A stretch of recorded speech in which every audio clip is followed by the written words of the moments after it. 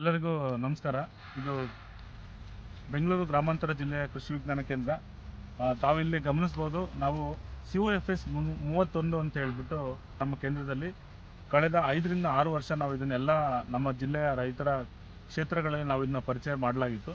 ಹಲವಾರು ರೈತರ ಬೇಡಿಕೆಯಂತೆ ನಾವು ಇದನ್ನು ಬೀಜೋತ್ಪಾದನೆಗೋಸ್ಕರ ನಮ್ಮ ಕೇಂದ್ರದಲ್ಲೇ ನಾವು ಈ ಒಂದು ಪ್ರಾತ್ಯಕ್ಷಿಕೆಯನ್ನು ಕೈಗೊಂಡಿದ್ದೀವಿ. ಕಾಲು ಎಕರೆಗೆ 1 kg ಬಳಸ್ಬೋದು, ಅಂದರೆ 10 ಗುಂಟೆಗೆ 1 kg ನೀವು ಬಳಸ್ಬೋದು. ಇದು ಒಂದು ಸಲ ನೀವು ಬಿತ್ತನೆ ಮಾಡಿದರೆ ಕನಿಷ್ಠ 3 ವರ್ಷದ ತನಕ ಇದರ ಕೂಳೆನ ಬಿಟ್ಟರೆ ಸಾಕು, ನಿಮಗೆ ಮೇವು ಕಡ್ಡಿ ತುಂಬ ಚೆನ್ನಾಗಿ ಬರುತ್ತೆ. ವರ್ಷಕ್ಕೆ 6 ಕಟಿಂಗ್ ಬರುತ್ತೆ. ಇದರ ಪೌಷ್ಟಿಕತೆ ಅಥವಾ ರುಚಿಕರತೆ ತುಂಬ ಚೆನ್ನಾಗಿರುತ್ತೆ. ನೀವು ದನ ಕರುಗಳಿಗೆ ಆಗ್ಬೋದು ಅಥವಾ ಹಸು ಇರ್ಬೋದು, ಇನ್ನು ಕುರಿ ಮೇಕೆ ಎಲ್ಲ ಪ್ರಾಣಿಗಳಿಗೂ ಕೂಡ ಇದನ್ನು ತುಂಬ ಒಳ್ಳೆಯ ಉತ್ಕೃಷ್ಟವಾದಂತಹ ಮೇವಾಗಿ ಬಳಸ್ಬೋದು. ಇದರ ಉಳಿದಂತಹ ಏನು ನಾವು ಅಗ್ರೋನಮಿಕ್ ಆಸ್ಪೆಕ್ಟ್ಸ್ ಅಂತ ಏನು ಕರಿತೀವಿ ಅದನ್ನು ಡಾಕ್ಟರ್ ನಿಂಗರಾಜ್ ಅವರು ಹೇಳ್ತಾರೆ.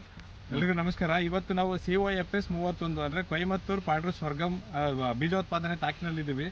35ರಿಂದ 60 ದಿವಸದ ಇಂಟರ್ವಲ್ಸಲ್ಲಿ ನಾವು ಇದನ್ನು ದನಗಳಿಗೆ ಮೇವಾಗಿ ಕೊಡ್ಬೋದು.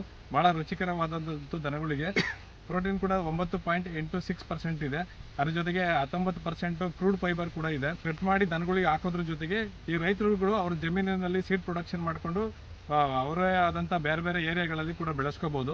ಆಮೇಲೆ ಇದ್ರದ್ದು ಇನ್ನೊಂದು ಒಳ್ಳೆ ಕ್ವಾಲಿಟಿ ಏನು ಅಂತಂದರೆ, ಮಳೆ ಜಾಸ್ತಿ ಬಂದ್ರೂ ಕೂಡ ತಡ್ಕೊಳ್ಳುತ್ತೆ, ಹೀಟ್ ಜಾಸ್ತಿ ಆದರೂ ತಡ್ಕೊಳ್ಳುತ್ತೆ. ಅದ್ರ ಜೊತೆಗೆ ಈ ಫ್ರಾಸ್ಟ್ ಇಬ್ಬನಿ ಕೂಡ ಬಂದ್ರೂ, ಹಾಗಾಗಿ ಈ ದನಗಳಿಗೆ ನಾವು 365 ದಿನದೂ ಕೂಡ ಉತ್ಕೃಷ್ಟವಾದಂಥ ಮೇವನ್ನು ನಾವು COFS 31ರಿಂದ ಒದಗಿಸ್ಬೋದು.